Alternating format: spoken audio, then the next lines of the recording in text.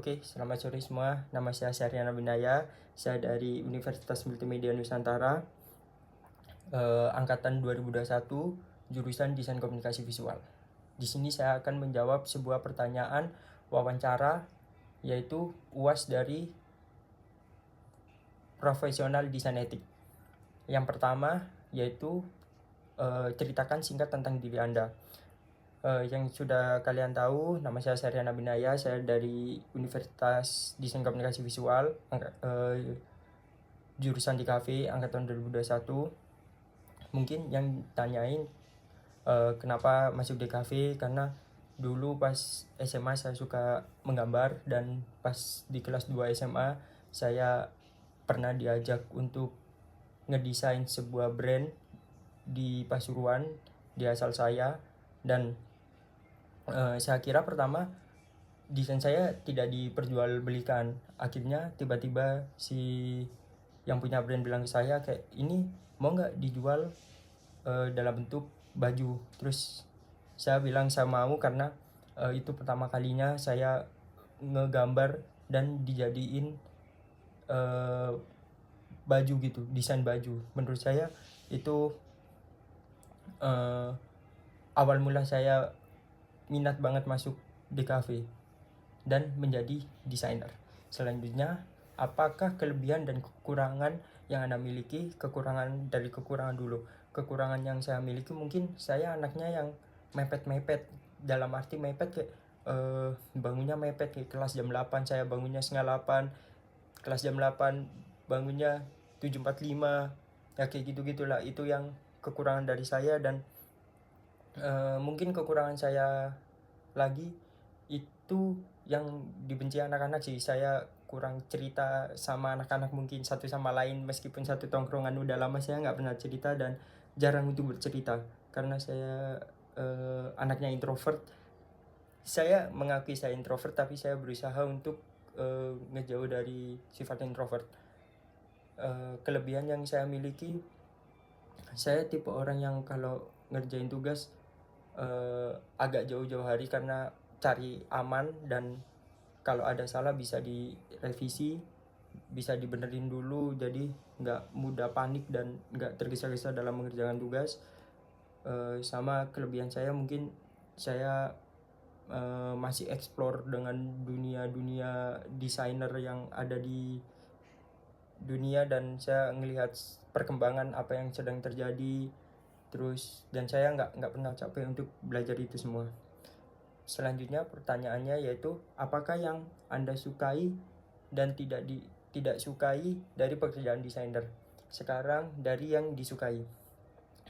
Yang saya tadi bilang, yang saya sukai dari desainer ini, itu saya bisa mengeksplor desain-desain yang ada. Terus saya harus mencari desain-desain yang lagi viral, yang lagi booming. Itu saya suka mengeksplor. Dan buat saya mengeksplor dan cari referensi bukan hal yang yang buat kita males, tapi itu buat saya untuk terus bersemangat sebagai desainer. Mungkin yang tidak saya suka ya, sebagai desainer kita itu orangnya kayak jarang makan, terus tidurnya malam, nggak pernah tidur tepat waktu, selalu tidur pagi subuh, nggak pernah tidur sesuai waktu kayak jam 9, jarang. Karena mungkin saya ada idenya jam 12 ke atas, makanya saya jarang untuk mengerjakan di bawah jam 12, jarang banget, kecuali kalau itu paper bukan sebuah desain. Makanya kalau desain harus malam, nggak tahu kenapa. Selanjutnya yaitu ada, apa yang Anda lakukan jika Anda ingin mengajukan ide pada saat briefing project? Biasanya saat briefing project saya selalu bilang ke klien atau atasan, mengasih ide-ide saya, kayak misal logo ini gini aja. Terus saya selalu mengasih insight kayak, ini di logonya tambahin ini, tambahin ini, tambahin ini, itu menurut Bapak cocok gak, sesuai? Kalau masih cocok, menurut saya pakai ini. Cuman kalau Bapak nggak cocok, ya udah jangan pakai desain saya, tapi saya masih mengerjakan dengan senang hati. Cuman di sisi lain kadang saya buat 2 logo. Kalau misal ada klien yang minta logo ke saya, biasa saya buat dua logo. Yang logo pertama sesuai briefing, yang keduanya itu agak meleset karena agak saya tambah-tambahin lah. Itu sih. Terus pertanyaan selanjutnya, apa yang Anda lakukan jika rekan kerja Anda bersama desainer melakukan kekeliruan dalam mengerjakan brief? Mungkin itu pernah terjadi di saya.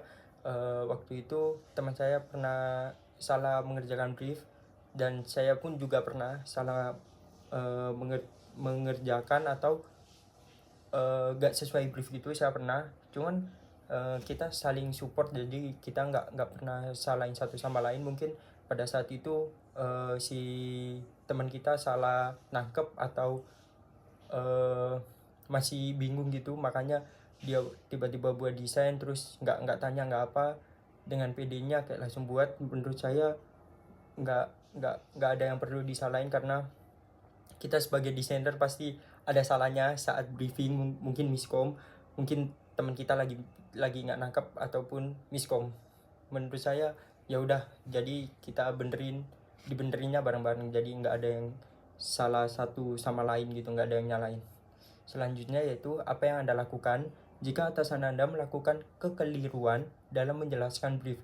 Biasanya setelah atasan atau klien memberikan brief, saya selalu tanya ulang kayak, ini gini apa, ini udah sesuai, logonya udah sesuai yang Bapak mau, jadi saya nggak perlu tambahin apa-apa. Kalau misal ditambahin apa-apa, Bapak bilang ke saya, ataupun kalau masih nggak sesuai bisa bilang.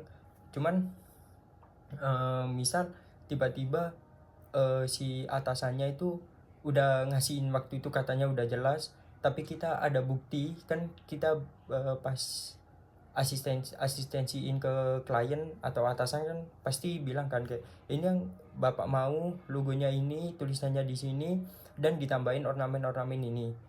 Kalau bapaknya bilang ini bukan sesuai brief kemarin, terus ya udah bilang aja kayak, ini yang kemarin Pak, Bapak suruh ngasih ke sini, ornamennya taruh sini, teksnya taruh sini. Ya udah, itu sih menurut saya. Dan saat brief mungkin harus diketik biar itu jadi jadi bukti buat kalau si brief itu udah bener atau masih ngeganjel, bisa ditanyain dan nggak ada miskom gitu. Menurut saya begitu. Terus selanjutnya ada, ceritakan pengalaman Anda ketika berada di situasi sulit dan bagaimana cara Anda mengatasinya. Biasanya saya kalau sulit gitu, mungkin saat udah bad mood banget buat ngerjain desain, mungkin saya biasanya nongkrong ngopi, terus kadang cerita ke temen, cerita ke orang tua kalau ngalami ya, misal yang melakukan kayak ada perasaan gak enak, ngeganjel, terus ngeluh-ngeluh. Ya udah, saya bilang ke orang tua, kalau nggak ke teman-teman saya. Dari teman-teman saya dan orang tua saya selalu mengasih insight-insight biar balik mood lagi dan mengerjakan desain lagi, ataupun mengerjakan yang sedang dikerjakan. Selanjutnya yaitu, apa yang membedakan Anda dengan desainer lainnya? Mungkin yang membedakan saya, para desainer yang di luar masih masih bukan masih sih, kayak udah nemu jati diri dia di dalam desain. Jadi kayak misalnya setiap mereka ngedesain, maupun di sebatas di Adobe atau mural gitu, pasti orang-orang udah tahu kan kayak, oh ini gambarnya seniman ini ya. Mungkin di saya masih belum, dan saya masih banyak mengeksplor, dan saya nggak tahu style saya gimana karena saya terlalu banyak eksplor. Tapi untuk sejauh ini yang saya dapat sesuai style yang saya mau itu masih belum 100% kalau mencerminkan itu style saya. Jadi masih mencari-mencari lah style yang cocok untuk saya itu yang gimana. Mungkin yang membedakan lagi itu kayak para desainer kan biasanya kayak hanya poster, hanya ilustrasi atau mural atau sebagainya. Cuman di saya pinginnya itu kayak semua saya bisa, meskipun itu nggak mungkin, tapi kalau nggak dicoba nggak ada kata nggak mungkin, pasti mungkin.